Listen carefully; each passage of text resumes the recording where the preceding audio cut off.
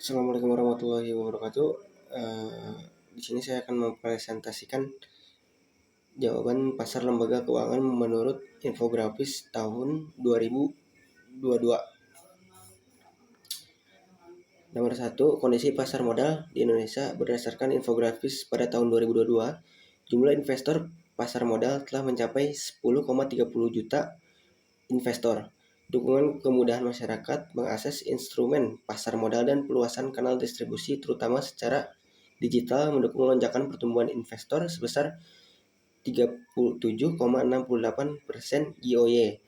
Perkembangan kondisi pasar modal di Indonesia pada tahun 2022 antara lain A.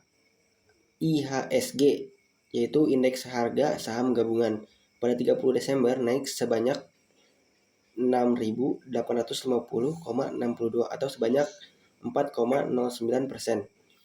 B. Penghimpunan dana kenaikan pada penghimpunan dana 20 Oktober sebesar 190,89 triliun, 30 November naik sebesar 226,49 triliun, 30 November naik sebesar 267,73 triliun. C. NAB reksadana. Adapun penurunan NAB reksadana tanggal 25 Oktober sebesar 524,61 triliun. 30 November turun sebesar 512,17 triliun. 30 Desember turun sebesar 504,62 triliun. D. Emiten baru. Kenaikan emiten atau investor pada 30 Desember 2022 yaitu sebanyak 71 emiten per investor. Nomor 2. Perbankan Indonesia berdasarkan infografis. Kredit perbankan November tahun 2022 tumbuh 11,16% YoY dengan nominal kredit secara MTM naik sebesar 13,96 triliun rupiah menjadi 6.347,5 triliun rupiah. Dana pihak ketiga atau DPK tumbuh 8,78% YoY menjadi 7.974 triliun rupiah. Utamanya didorong peningkatan tabungan dan deposito.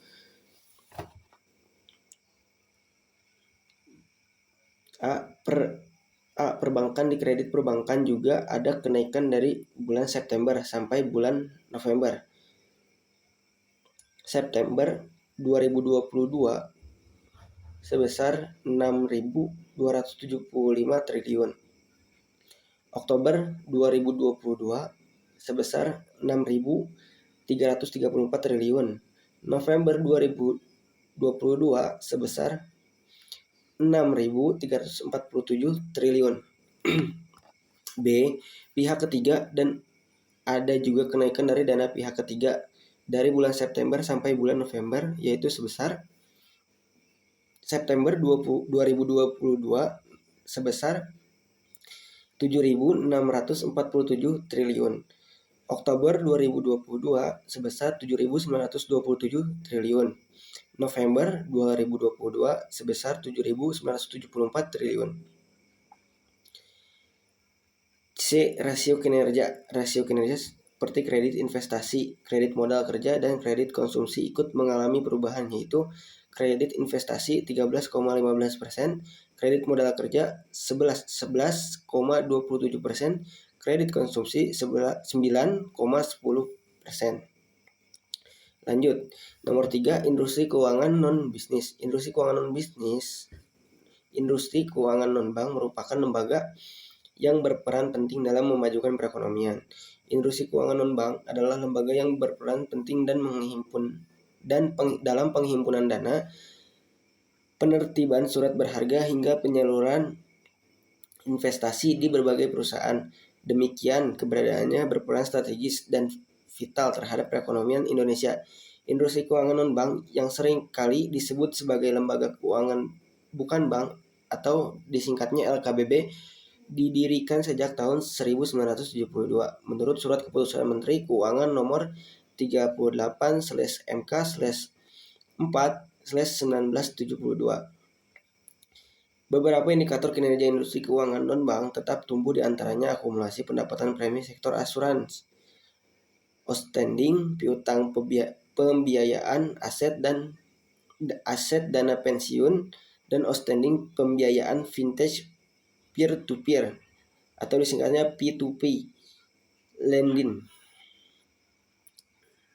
Berikut beberapa indikator kenaikan kinerja industri keuangan bukan bank. Kenaikan pendapatan premi yaitu sebesar 0,44% YoY, dan kenaikan dimulai dari bulan September 2022 sampai bulan November 2022.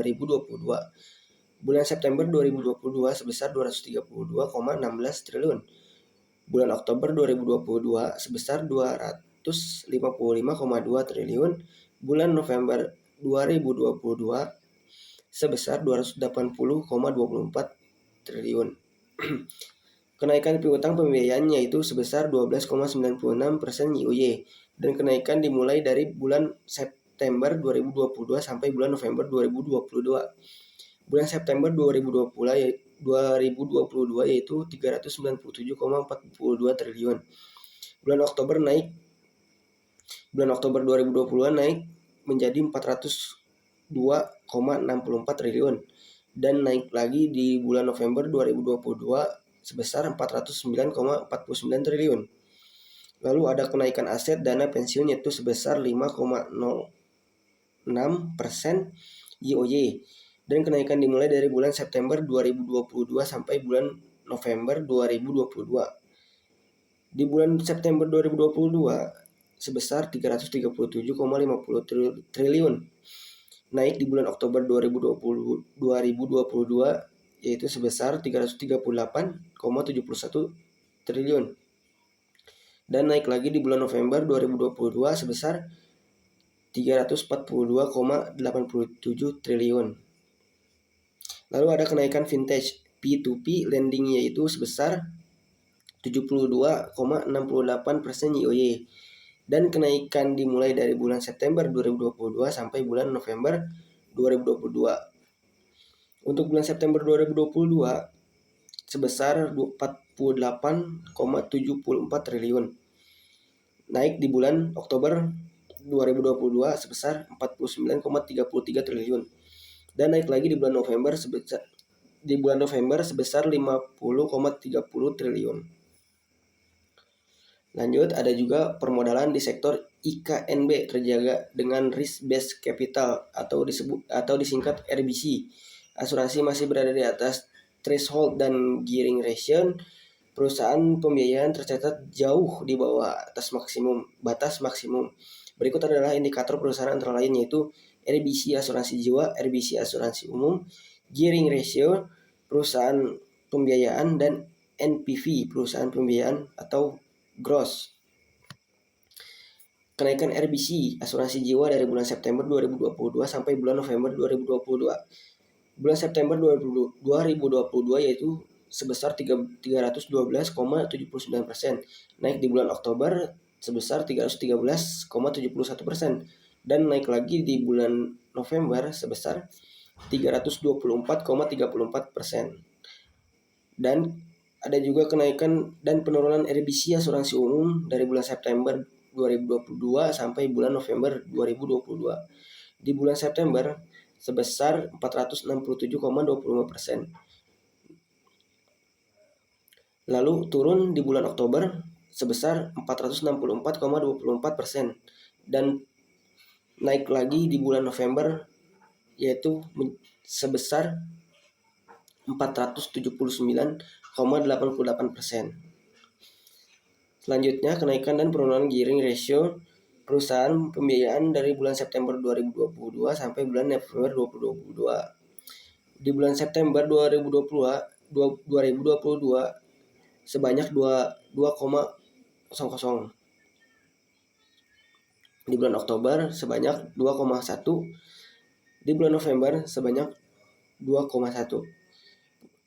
Selanjutnya, penurunan NPF perusahaan pembiayaan atau gross. Di bulan September sebesar 2,58%. Di bulan Oktober sebesar 2,54%. di bulan November sebesar 2,48%. Uraian singkat kebijakan OJK di sektor jasa keuangan tahun 2022.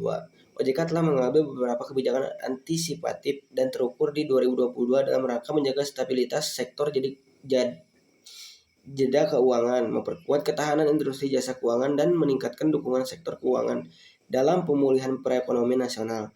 Kebijakan yang tercantum antara lain yaitu 1. Mitigasi peningkatan risiko eksternal terhadap stabilitas sektor jasa keuangan. Nomor 2. Kebijakan mendukung pemulihan nasional. Nomor 3. Penguatan infrastruktur sektor jasa keuangan. Nomor 4.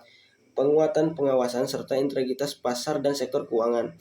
Nomor 5. Peningkatan literasi dan inklusi keuangan serta penguatan perlindungan konsumen. Nomor 6. Upaya enforcement atau penegakan hukum. Nomor 7. Peningkatan governance dan sektor keuangan. Dan yang terakhir nomor 8. Dukungan terhadap inovasi keuangan digital. Selanjutnya, opini terhadap program edukasi dan perlindungan konsumen 2022. OJK berkomitmen terus melaksanakan program edukasi keuangan secara masif, baik secara tatap muka atau offline maupun daring atau online melalui Learning Management System LMS dan media sosial. Program edukasi ini sangat penting bagi masyarakat, terutama dari kalangan remaja dan dewasa, karena dengan program ini dapat membantu masyarakat dan melindungi masyarakat, apalagi tersedianya program-program yang membantu keuangan masyarakat. Selanjutnya ada opini terhadap kebijakan OJK di sektor jasa keuangan tahun 2022. Untuk kebijakan tersebut, OJK membuat kebijakan yang cukup akurat untuk diterapkan seperti contohnya yaitu kebijakan mendukung pemulihan perekonomian nasional.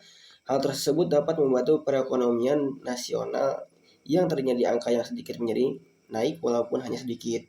Apalagi saat pemulihan ekonomi setelah terjadinya bencana di negara ini. Sekian cukup dari saya. Jika ada yang kurang mohon dimaafkan. Terima kasih. Assalamualaikum warahmatullahi wabarakatuh.